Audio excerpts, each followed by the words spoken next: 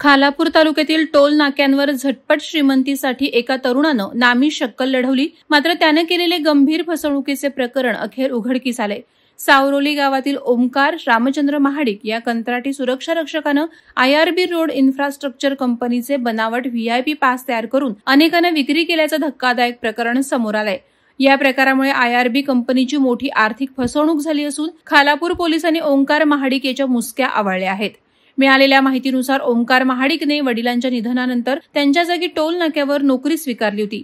नोकरी दरम्यान त्याने स्थानिक राजकीय नेते, कार्यकर्ते आणि मोठ्या वाहनधारकांशी ओळख वाढवत IRB कंपनीचे टोल फ्री VIP पास बनवून त्यांची विक्री केली। हे पास विविध टोल नाक्यांवर दाखवून वाहनधारकांकडून टोल शुल्क न घेता वाहतूक सुरू होती। या गैरप्रकाराची माहिती IRB कंपनीचे अधिकारी जयवंत नारायण देसले यांच्या निदर्शनास आल्यानंतर त्यांनी खालापूर पोलीस ठाण्यात तक्रार दाखल केली।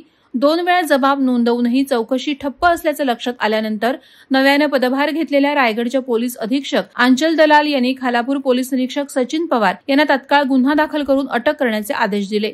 पोलिसांनी 29 जुलै रोजी आरोपी ओमकार महाडिक याला त्याच्या राहत्या घरातून अटक केली। 30 जुलै रोजी त्याला खालापूर न्यायालयात हजर केलं असता न्यायालयानं 2 ऑगस्टपर्यंत पोलीस कोठडीत ठेवण्याचे आदेश दिले। या प्रकरणात राज्यातील अनेक टोल नाक्यांवर बनावट VIP पासचा वापर झाल्याने IRB कंपनीची मोठी आर्थिक फसवणूक झाली असून तपासादरम्यान आणखी काही मोठी नावं उघड होण्याची शक्यता वर्तवली जाते। त्यामुळे या प्रकरणात मोठे मासे गळाला लागणार असल्याची जोरदार चर्चा सुरू आहे।